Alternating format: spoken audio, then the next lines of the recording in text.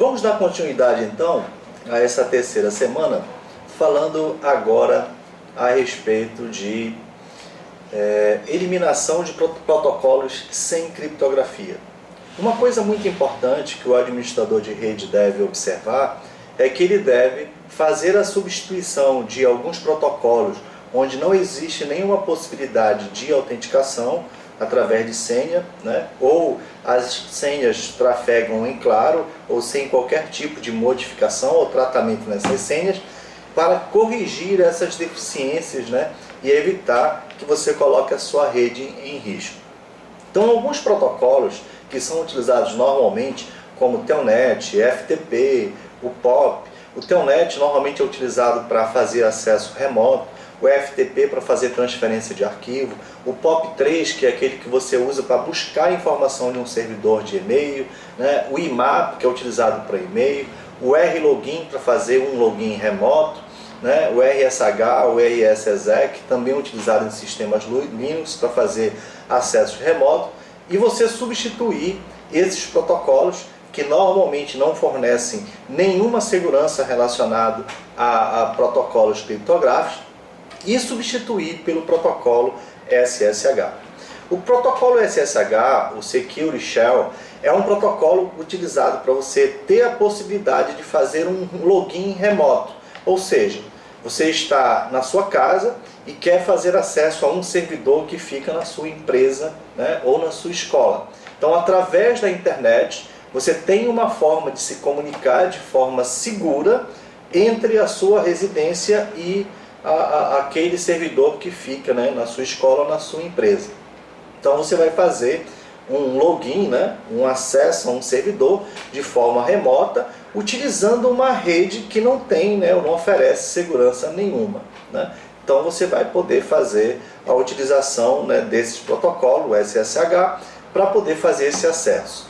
O SSH ele é basicamente composto em três partes: na camada de transporte, o protocolo de autenticação e o protocolo de conexão. Na camada de transporte, ela vai fornecer para você o sigilo, a integridade durante a autenticação desse servidor. Então pode fornecer serviço também de compressão, para poder garantir que as informações vão trafegar de forma comprimida, e geralmente é executado em cima de uma conexão TCP/IP. E é possível que seja utilizado qualquer outro tipo de protocolo confiável e orientado à conexão. Então é na camada de transporte que vai ocorrer todo o sigilo. Tem um protocolo de autenticação que vai fornecer para você o usuário perante ao servidor. Então, no momento que aparece a caixinha de login, onde pede para você digitar o nome do usuário, e ele vai garantir, esse protocolo de autenticação vai garantir que eu informe o nome do usuário e a senha. E ele, obviamente, vai utilizar a camada de transporte para o seu funcionamento. E por último, nós temos o protocolo de conexão, que permite para você a multiplexação dessa conexão em vários canais lógicos. E dependendo do protocolo de autenticação, nós encontramos outros recursos, como o shell interativo, o tunelamento de portas TCP e a conexão X11. O esquema do SSH funciona basicamente da seguinte forma. Primeiro, o cliente ele vai enviar a sua chave pública e vai requisitar a chave pública do servidor. O esquema de autenticação por chaves, usando chaves públicas e chaves privadas, funciona assim. Nós temos uma autoridade certificadora e essa autoridade certificadora ela tem a possibilidade de fornecer para o usuário uma chave. Quando você se submete a uma autoridade certificadora, ele lhe entrega uma chave privada e publica na internet, em um determinado ambiente, a sua chave pública. Então, fica nesse ambiente compartilhado a chave pública de todo mundo, daquela autoridade certificadora, e cada usuário fica com a sua chave privada. Especificamente no SSH, o cliente ele faz o envio da sua chave pública e requisita do servidor a sua chave pública. Ao receber a chave pública do servidor, o cliente gera uma chave secreta, válida para essa sessão. E essa chave, né, é simétrica. E encripta utilizando essa chave secreta com a chave pública do servidor e envia de volta. Com a chave pública, como ela foi criada com a chave pública do servidor, o servidor ele consegue desencriptar a chave. Porque como foi utilizado a chave pública do servidor para encriptação, somente com a chave privada do servidor eu consigo desencriptar essa chave. Desencriptando essa chave, ele vai encriptar novamente, né, utilizando a chave pública do cliente e envia com a confirmação. Como ele utilizou, o servidor utilizou agora a chave pública do cliente, o cliente, com a sua chave privada, ele vai conseguir desencriptar essa informação. Após a confirmação, o cliente e o servidor estão mutuamente autenticados e trocam os dados criptográficos com aquela chave de sessão que foi encriptada. Então, dessa forma inicial, utilizando a chave pública de ambos, eles conseguem trocar, né, as informações iniciais para garantir uma conexão SSH. E a partir daquele momento, eles podem, né, enviar dados entre si de forma segura. Nós temos uma ferramenta muito útil, disponível na internet, né, para que você possa fazer acesso ao SSH.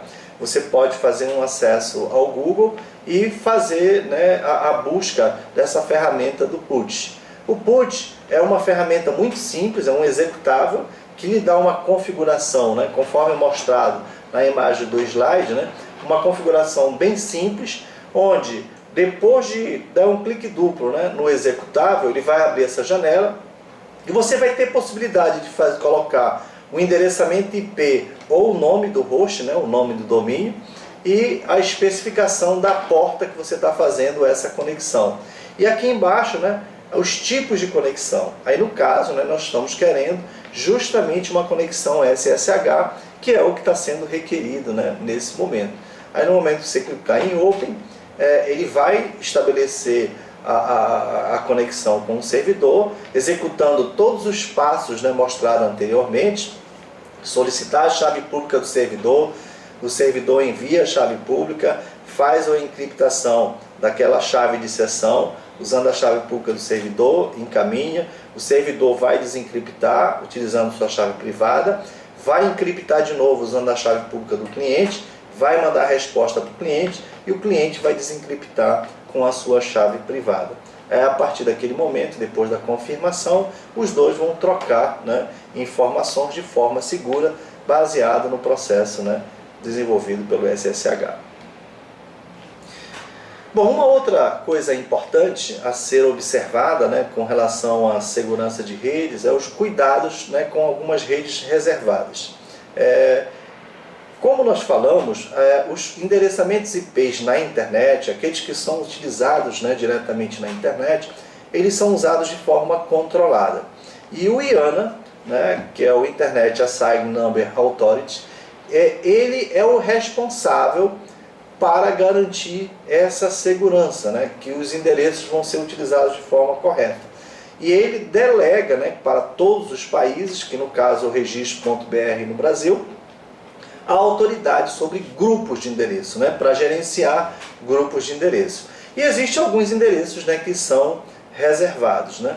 Então, na tabela, né, como mostrado na figura, o endereçamento 000 normalmente é utilizado por sistemas antigos para broadcasts, né? Hoje é utilizado 255, 255, 255, 255, né, para broadcast. O 127.0.0.0 é utilizado para loopback.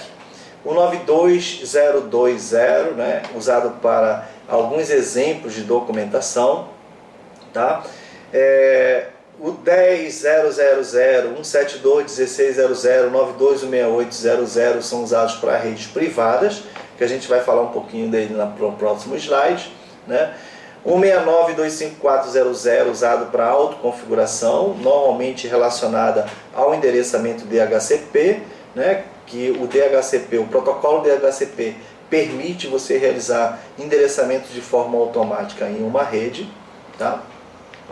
192.88.990, né, é usado para relay, né, em N-cache, né, mandar uma comunicação de um para até outro. O 9818000 é usado normalmente para teste de desempenho de rede. Então, alguns equipamentos são elaborados para efetivamente realizar teste de desempenho, para saber se está adequado ou não aquela rede. E o 224000 e o 240000 são usados para a classe D e E, né, que são usados para serviços bem específicos. Na classe D, normalmente é usado para multicast, quando envio de um para vários, e a classe E são os endereços reservados que até hoje não são utilizados. Os endereços não alocados, né, também alguns são utilizados específicos para a rede interna.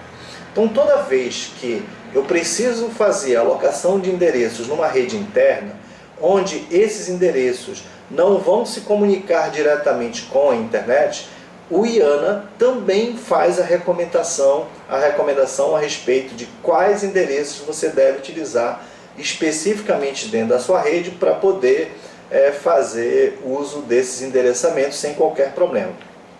Esses endereços, eles são conhecidos também como os endereços não roteáveis. Ou seja, no momento que chega um pacote com informação com um desses endereços, com certeza o roteador não vai passar, né, para outra rede aquele endereçamento. Como vocês sabem, os roteadores permitem a interligação entre duas redes. Então, normalmente um roteador tem uma interface em uma rede e uma outra interface na outra rede. Então, ele permite o bypass de uma rede para outra. Só que esses endereços específicos, determinados pelo IANA, são endereçamentos reservados. De forma que, toda vez que chega um endereçamento com essas identificações específicas, com certeza o roteador não vai passar essa informação para o outro lado. Então, se eu vou utilizar o endereçamento classe A, vai ficar na casa de 10.0.0.0 até 10.255.255.255. Se eu vou utilizar o endereçamento da classe B, vai ficar 172.16.01 até 172.31.255.254. E se eu vou utilizar o endereçamento classe C, vai começar em 192.168.00 e vai até 192.168.255.255. Como exemplo, você pode observar, normalmente quando você faz a aquisição de um roteador desses caseiro, que você coloca em casa, para utilizar através de um link via Velox, por exemplo, ou um serviço de conexão via cabo, esses roteadores normalmente vêm configurados com o endereço 92.168.01, né? Então, dentro da classe C, determinada lá pelo IANA, porque garante que esses endereçamentos internos não serão repassados, né, para a rede externa. Então, toda vez que houver necessidade de você aplicar algum tipo de configuração de endereçamento em rede interna, o IANA recomenda que você use, né, dentro dessas faixas. O que vai diferenciar é quantas redes você quer e quantos hosts por rede você vai ter. Na tabela representada no slide, tem quantos endereçamentos de rede eu vou ter para cada conjunto e quantos IPs por rede, né, eu vou ter. Então, quanto maior a classe, né, mais redes eu vou ter e menos IPs por rede, né, eu vou ter. Então, normalmente é utilizado classe C, o /24, onde aparece como máscara 255.255.255.0, onde eu tenho muitas redes e normalmente 256 máquinas por rede, que dificilmente você ultrapassa, né, 256 máquinas dentro dessa rede. Vamos falar então agora sobre políticas de backup, né? Backup nada mais é do que a cópia de segurança que você vai fazer de seus dados e armazenar em algum dispositivo que vai lhe dar algum tipo de garantia, né? Para evitar que você, se por acaso ter algum problema com os seus dados originais, você tenha a possibilidade de recuperar essas informações, né? Então, às vezes ocorre por algum apagamento acidental, né, alguma corrupção nos dados causado por dano na energia, ou algum problema relacionado especificamente ao hardware, você ter a possibilidade de fazer a recuperação daquela informação. E deve ser uma rotina, né, nas operações de sistemas, e todo administrador de redes deve, né, sempre pensar em garantir essa política de backup. É preciso que você observe. Backup, em geral, a gente só dá importância quando acontece algum problema, né, quando a gente verifica que não tem a informação na mão. Então é importante, eu costumo falar, em informática, quem tem dois tem um, né? E quem tem um não tem nenhum. Então é importante que você atente para a política de backup. E quais são os itens, né, que seriam assim, importantes que você deve com frequência efetuar o backup? Primeiro, os dados, né? É importantíssimo que você faça a cópia de segurança de seus dados, dos logs, né? Porque se houver necessidade de fazer alguma verificação na sua rede, você tem informação no log, e das configurações, né? Porque é comum, quando você está instalando alguma coisa, você fazer uma configuração e depois dificilmente você vai mexer com aquela configuração. Então é comum acontecer o esquecimento. Para não ficar no esquecimento, você faz, né, também a cópia dessas configurações.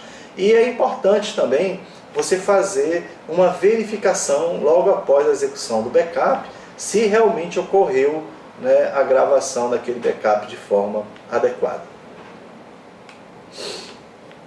Outros cuidados, né, que também devem ser tomados em relação agora aos locais, né, onde você vai armazenar o backup. É muito comum, às vezes, você encontrar uma empresa que faz cópia de segurança e coloca, né, os discos bem ao lado, né, do servidor. Mas só que não tem nenhuma segurança de acesso físico, né, a esse local. Então, o acesso às informações onde vão ser guardados, né, o local onde vão ser guardadas as informações do seu backup deve ser restrito, né, para evitar que pessoas não autorizadas roubam, né, ou destruam, né, essas informações.